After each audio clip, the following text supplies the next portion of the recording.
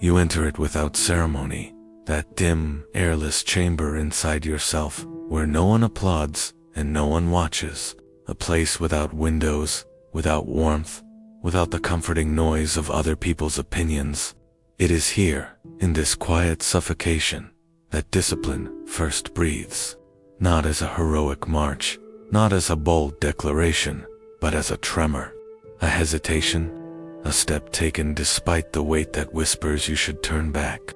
Every man who has ever forged himself has walked into this room, even if he pretended he didn't, and you stand in it now, feeling its walls pressed closer, asking you who you think you are. This is the beginning, the part no one romanticizes, because it feels like punishment. The early grind where every movement feels heavy, awkward, unpolished.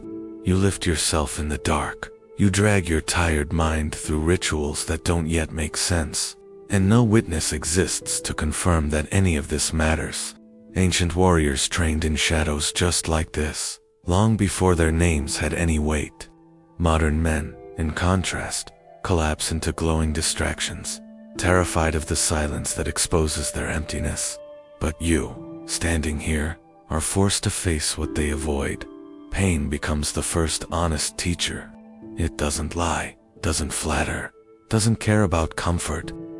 Stillness becomes the first sharpened blade, slicing away the illusions you built to hide your weakness. In this room, you learn the shape of your own excuses. You see the parts of you that whisper for softness. And though you may feel small in this darkness, a strange truth stirs, that the shadowed room is not your prison, but your birthplace. Every disciplined man begins here, alone, uncelebrated, unmade, and yet, this is the only way a real self is carved. There is a certain elegance in choosing less when every voice around you urges more. A harsh, masculine grace in saying not now, when appetite claws at the doors of your discipline. And though modern men mistake restraint for deprivation, Musashi understood it as refinement, a sculptor's hand removing the excess that weakens the core. You feel this truth when you deny yourself something small, a fleeting indulgence, a needless craving, a moment of emotional surrender. In the silence that follows, you hear a faint shift inside, like stones settling into its rightful place. Restraint is not about starvation. It is about shaping. It is the art form society fears, because a disciplined man is not easily controlled, while the world shouts for you to indulge, indulge, indulge, in comfort, in distraction, in cheap pleasure. The warrior walks a slower rhythm. He understands that every unnecessary desire is a chain. Musashi lived with almost nothing, yet his presence was enormous. Not because he lacked, but because he chose his life with deliberate precision. He held himself like an unfinished statue, chipping away each day through denial that felt like clarity, not punishment. When you practice restraint, you begin to feel a calm grow inside you, a quiet, masculine steadiness that comes from no longer chasing every impulse. It is the stillness of a lake that refuses to answer the wind. You stop living as a creature pulled by cravings, and instead move through the world with a rare, deliberate poise. A man who restrains himself begins to own himself, and in a time where almost everyone is ruled by appetite, ownership is beauty. In the long hours of holding back, something unexpected happens.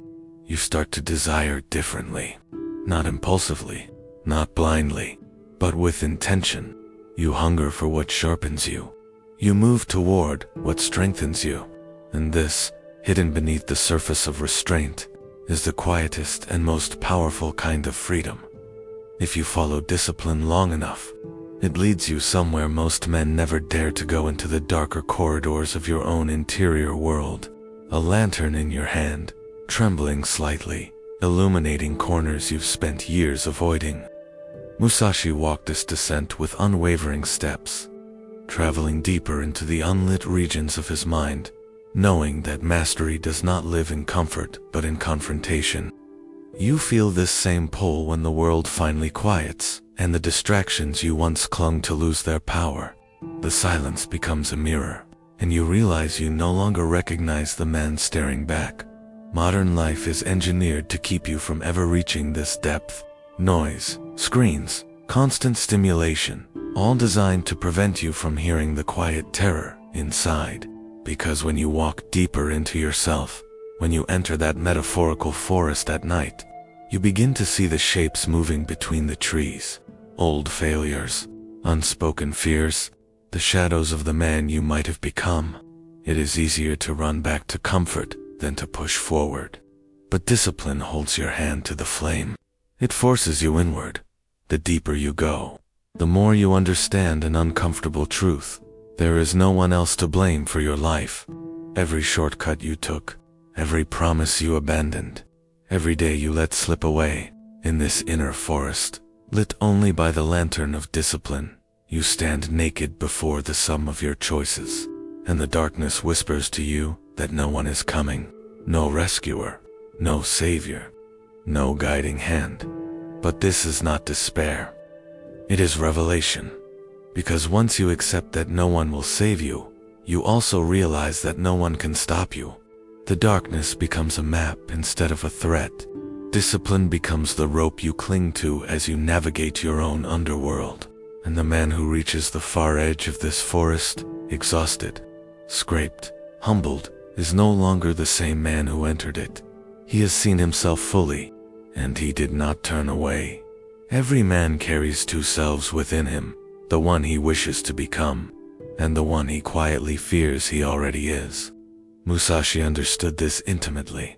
The lifelong duel between aspiration and inertia. The weaker self always whispers first. It speaks in soft excuses, in gentle invitations to rest, in subtle temptations to return to the familiar. But if you listen closely, you can hear its deceit. It wants comfort, not growth, pleasure, not purpose, safety, not strength. It is the part of you that dies a little every time you avoid a challenge. Discipline is the battlefield where these two selves clash.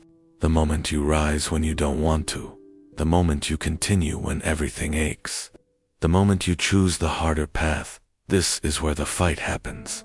You are not battling the world. You are burning away the impurities in your own spirit. Like forging steel, the process is violent. Heat, pressure, repetition, pieces of you breaking so stronger pieces can emerge. It is not gentle work. It was never meant to be. There is pain in this transformation, but it is a clean pain, a purposeful pain, the kind that strips you down and rebuilds you sturdier.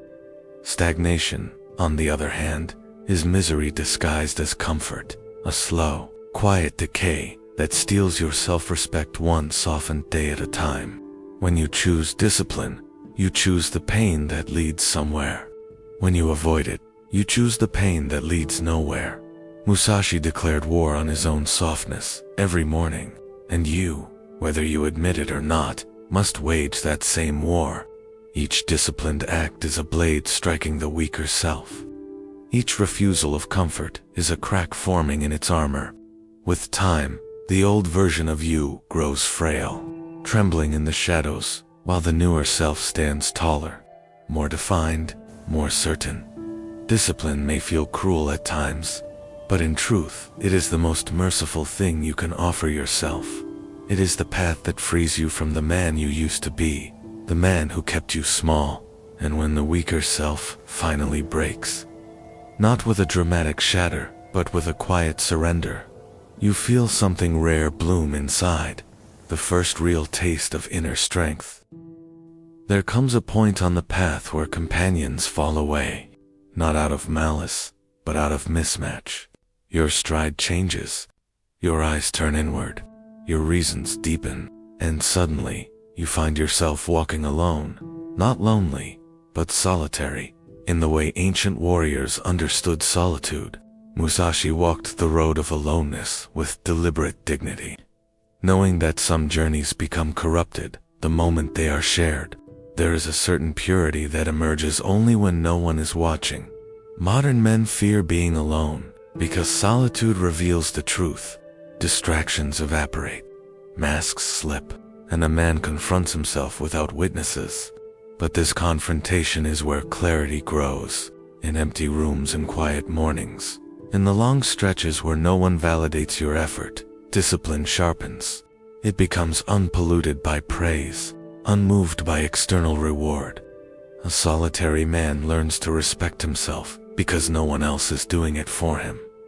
Picture yourself as a lone traveler on a mountain path, distant peaks ahead, a fading world behind, the air thin, the wind indifferent. Every step becomes an intimate promise between you and your future self.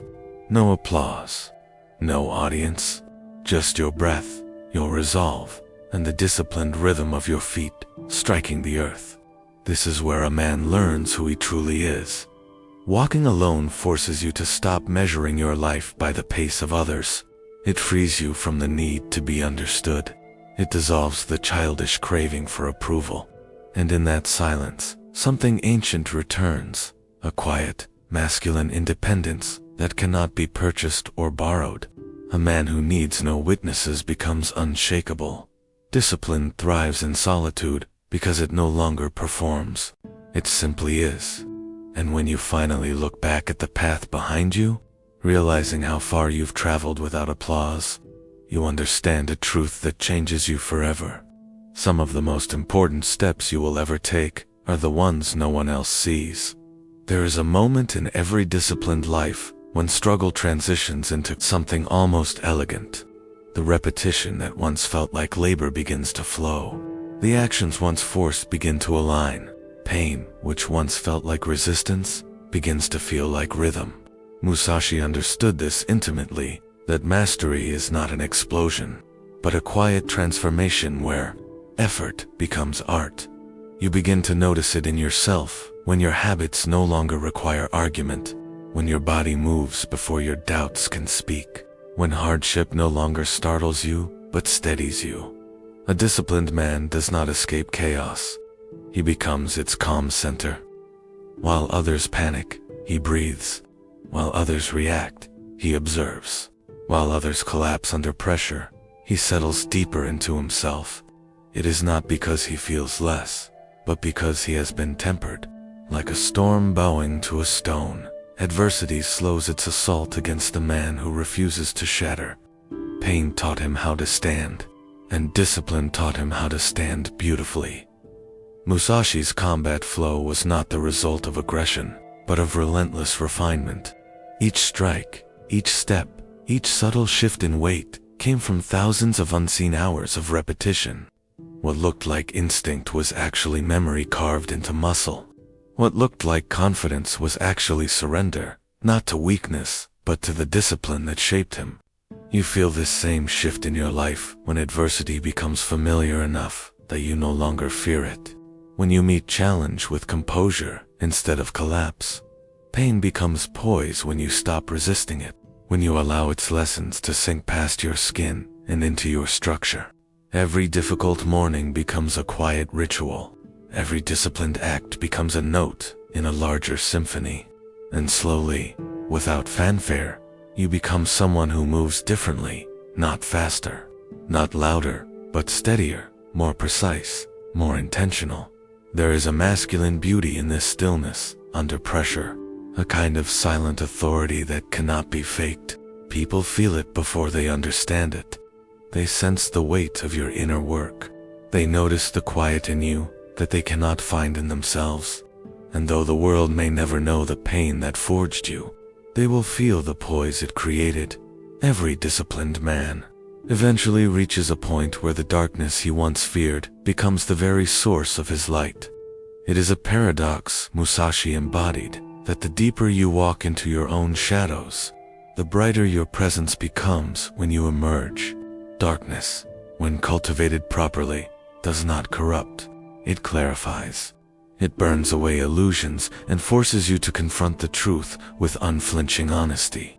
Most men avoid this inner abyss. You chose to enter it, and that choice alone sets you apart. The radiance that rises from discipline is not loud. It is not theatrical. It does not seek admiration. It is the quiet glow of a man who knows himself, who trusts himself, who has carved himself through struggle rather than comfort. Modern society worships shortcuts, the quick path, the effortless win, the instant transformation. But the warrior knows that only the long road can shape a soul. Musashi did not become a legend through talent. He became one through devotion, through deliberate suffering, through a relentless commitment to his own evolution. You feel that legacy in yourself now. The lantern inside you burns brighter, precisely because it was ignited in darkness.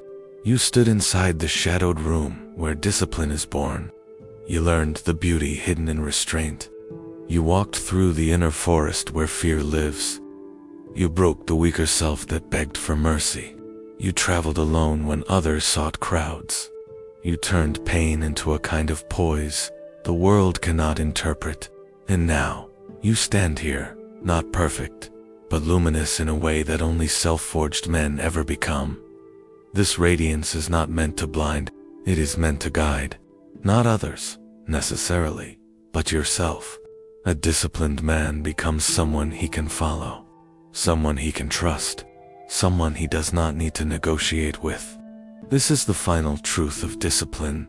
It is not about control. It is about construction. The construction of a man who can walk into darkness without losing himself, a man who can stand in solitude without collapsing, a man who can endure pain without breaking his dignity. In the end, inner discipline is not a cage, but a lantern, not a prison, but a path.